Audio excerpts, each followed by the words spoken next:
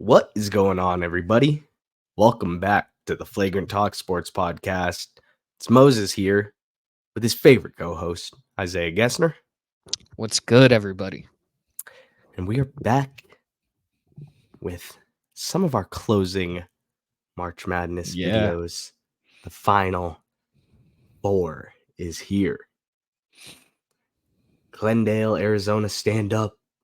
Phoenix, stand up. Let's come home. Not to the Wildcats, but No. to one of these four teams you see on the screen. Man. It's been a beautiful tournament. It really has, man. It's been so cool. Looking at this Final Four is seriously crazy. Like, Yeah. seeing NC State, and we'll get there, but seeing the Wolfpack here, it's America's team. Insane. But yeah, insane tournament. Though that Sweet 16 and Elite 8, those matchups were amazing. And we're here with the Final Four teams. We're going to give our brief, feelings of the teams, and then make our predictions, say who we have coming out on top. Starting on the left-hand side, the UConn Huskies. That Illinois game, they were tied 23-23. Yep. And it was like, oh man, Illinois is they're keeping pace. Mm-hmm. They might be able to do this. Mm-hmm. Like, this might be it. And we talked about it when we filled out our bracket and things like that. Like, this Illinois team has Final Four upside. Yeah. And then UConn switched gears and said, how does a 30-0 run sound? In the Elite Eight is diabolical. That's evil, bro. Like, that is evil. This UConn team, Mo and I talk about it, has to be one of the best collegiate teams that I've seen in my lifetime. Ridiculous, dude. At every level of the game, fast, slow, set, broken down, they just find a way. Yeah. They can beat you in any way. And I think that's what makes this Huskies team so good. Mm-hmm. However you play, if you try to get them out of their element, they can match you. Like, you want to play fast? We could play fast. You want to play slow? We could play in the half court. Mm-hmm. You want us to run. And I think the interesting thing with the Huskies too is, like, a lot of their offense is off the ball stuff. Like, Yeah. At the college level, a lot of it is pick and roll. A lot of it is running your offense at least through that. The Huskies don't play that. It's an NBA style offense. Mm-hmm. And defensively, they can clamp. Dude, they held Illinois scoreless for, I don't know how. It was like 8 minutes, 7 minutes. Like, that's a very good offense. It was insane. So this Huskies team has been the best team all season. Dan Hurley has his guys fired up. Yeah. But on the flip side, a team that you talked about, they could go out in the first round or they can make it to the Final Four. Yeah. And here they are. The Crimson Tide just have been unreal throughout this tournament, dude. The games they played, like, environments, freaking all of it combined, they've been playing unbelievable basketball. Yeah. In enemy territory, in neutral site territory, it doesn't matter. They can play their fast pace, their pace gets breaking down, and it's a wild game. They've pulled through, and they've clamped up a little bit more than we thought out of this Bama team throughout the tournament. They've been playing great defense. Obviously, their offense has been a wrecking ball to be messed with, but it has been a complete performance for Bama for sure. Yeah, like you said, that defense, and I said it in our March Madness video. I went back and looked. I said this team will lose their first game or they're going Final Four. There's no middle. There isn't one with this team. But the thing is, as you said, it's the defense that is like Nate Oates talked about it right after their win, where he was just like, wow, like we've been able to string together 4 amazing defensive games. Yeah. Not just like passable, like very strong. Mm-hmm. And if they played like this all year, they could have been a 1 seed. Mm-hmm. Like the defense was that outlier that I think kind of handicapped the upside of this team. Yeah. They're playing amazing on that front. Mark Sears, top 3, I think behind Zach Edey in terms of this Final Four is the most impactful player left in the tournament. Yeah. There's obviously Burns is amazing, Klingon and Tristan Newton. There's a ton of guys, but Mark Sears just scores at a great clip, plays really similarly to Jalen Brunson, Mm-hmm. and this Bama team is playing with fire right now, man. Yeah. It's gonna be a clash of Yes. ooh. It's gonna be a great game. Yep. UConn is 11.5-point favorites. And it, dude, In like the Final Four. and it's hard because like my mind instantly goes, oh yeah, Bama plus 11.5. But then you look at what UConn has done, and it's like, dude, I might. We'll see. like you beat Illinois 77-52. Mm-hmm. You beat San Diego State by 30, 82-52. You beat Northwestern 75-58. And then you beat our boys at Stetson 91-52. Like, these aren't just like good wins. These are just decimating the other team. Yeah. Like blowing them out of the water. Mm-hmm. So it's tough, but I respect Bama enough to say they cover that. Yeah. And it could be a worry if it's a close game because they've been blowing everyone out. How will they react to that pressure? Yeah. If they It's gotta hit a big shot, if they gotta hit it's not we're up 20. If I miss this, we're fine. Mm-hmm. It's the game on the line. We gotta hit this. Can they? They haven't practiced. They haven't had the practice. They haven't needed to. No. Well, we'll see, man. It's gonna be Yeah. lots of storylines.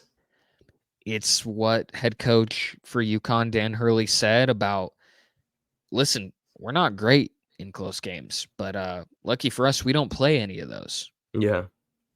And it's true. It's like we don't have to see what we are in close games because we just cruise past teams. It doesn't matter how good you are. When you get UConn, they're looking for blood. Yeah. Bama, though, dangerous. On to the other side. The Cinderella team of the tournament. Official. It's official. It's, I mean, just an all-time run, winning 5 games in 5 days in the ACC, pulling off wins in the tournament against Texas, against Golke and Oakland, against Marquette, and against Duke. And here they are in the incredible in the Final Four. I wish when I filled out my bracket, I would have had this 11 seed going Final Four. Yeah. And not New Mexico, who I wanted in our video. I'm assuming not many did, so you can't blame yourself. No. Burns, he's the GOAT, man. Solidified. He is an all-time March Madness player He will Mm-hmm. go down in history forever Yep. with this Wolfpack team, and he'll have the opportunity to square off against the best player in college basketball. What's the phrase? The immovable object and the Mm-hmm. unstoppable. That's Burns and Edey. Oh, it's gonna be so fun, dude. That is vintage big man basketball right there. Mm-hmm. Purdue comes into this rolling, wins over Grambling, absolutely destroying Utah State. The Zags played them really well, and then Purdue said, "All right, we're gonna kick it up a notch." Handled Yep. them, and then beat Tennessee in a close one. Connect was balling, but it wasn't Yeah. enough. Mm-hmm. I think, Edey is amazing. Coming off a 40-16 game. Like, you watch him play, and at this level, he is genuinely unstoppable. At the college level, Edey is unstoppable. Like, realistically, if you hold Edey to 30, you feel pretty good Yeah. because he's going to get that and 15 rebounds by walking on the court. Mm-hmm. So that'll be interesting, but obviously our guy Burns is going to make things tough. Going to try and muck it up. Coming off a 30-piece of his own. Yes. Mm-hmm. He is a great passer. Yeah. Like, does not get the love he deserves for that part of his game, but his Mm-hmm. court vision for a player of his size, it's like a 2K player. Someone Yeah. said, and the Chris Smooth fans will get this, but he's a real life Moses Kuh, where he Yeah. made the the big dude with the hair just like back him up at the that's Burns. Yeah. So we're due for a great one there. That line is Purdue by 8.5. Okay. I've doubted NC State a lot. I had them losing to Texas Tech in the first round. This one is a tough one. Dude, if they win this, then they might just win it all. Are we ready to make our selections? Let's do it. Do you want to start UConn or Bama? Or holy crap. The UConn side or the Purdue side? Let's go with the cruise control for me, at least. I'll go with the left side. Yeah. And I'll go with the team that I should have picked 2 years in a row, but I'm not making the mistake again this year. Give me the Huskies. Yeah. To beat Bama. Mm-hmm. Get into the chip. May the best team win. Yeah. I've got UConn as well. Just a tremendous run by Bama, and I'm not counting them out of this game. Yeah. Like, I know it's really easy to just pick UConn. They are amazing, but I can't count this Bama team out with the defense they've been playing because that offense has played great through the tournament, but there was no doubt there. Yeah. The defense has been amazing. I don't know how you stop all the pieces UConn has, but I think they're going to give them a fight. But yeah, I think the cruise control, as you said, for UConn, they're just coasting. Yeah. So, yep. Got them advancing. On the other side, NC State and Purdue. Do you have the magic continuing for the Wolfpack, knocking off the Boilermakers? Why not? Give me Burns to win the matchup. Give me NC State. Oh my goodness. Why not? Why stop now? It might stop in the championship, but why stop now? It might stop 2 days after, but why stop? Well, dude. Okay. So in our March Madness video, when we filled out our bracket, I said anything less than a Final Four appearance for the Boilermakers is a failure of a season. It's the way they're going to view it. It's the way it's going to be looked at. It's the way it's going to be talked about. Yep. They made the Final Four. So at minimum, even if you do lose now, you have a success of a season. Mm-hmm. But it's so hard to pick against NC State, man. They're playing amazing basketball. Yeah. But I'm going to go with Edie coming out on top. The level he's playing at right now is just insane. It is insane. Um, It's worrying, but give me Burns to shut it down. dude, if that happens, He's got to be a first overall pick. yeah, I'm taking. Dude, this draft class is not good. I was gonna say sucks. I'm trying to word things a little better in these Yep. videos, Mm-hmm. but this draft class is not good. Mm-hmm. Dude, yeah, no, give me the first overall. Give me the first overall pick. Give me Burns, bro. Screw it. Let him cook. Mm-hmm. Yeah, I want to take the Wolfpack so bad, but I'm gonna let it ride, but I respect the Boilermakers pick. yeah. So you have UConn and NC State. I mean, do you have if the Wolfpack win, in theory, if they end this by beating 1 seed Purdue and 1 overall seed UConn, is this the greatest ring ever? Yeah, this is the greatest college basketball ring of all time. It would have to be. Yeah, by far. Like no seed 9 or lower has ever won one. So if an 11 is the one that does it after winning the ACC, yeah, that's good. But I'm guessing I don't have the magic. I don't have the yeah, history.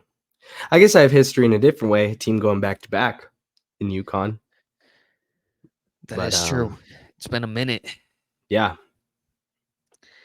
I got the Huskies to put an end to the absolutely historic NC State run. As for me, I have UConn and Purdue. I got the 2-1 seeds. And I just think with the way UConn is playing, we had them in our original bracket. It's not that they've matched expectations, they have exceeded them. Mm-hmm. They've played somehow better Yeah. than I thought they would play in this. It'll be interesting to see Klingon against Edie. That's another fun big man matchup. Yep. Yep. If you went from Burns and Edie to Klingon and Edie. I just think this UConn team has a ton of different ways to beat you.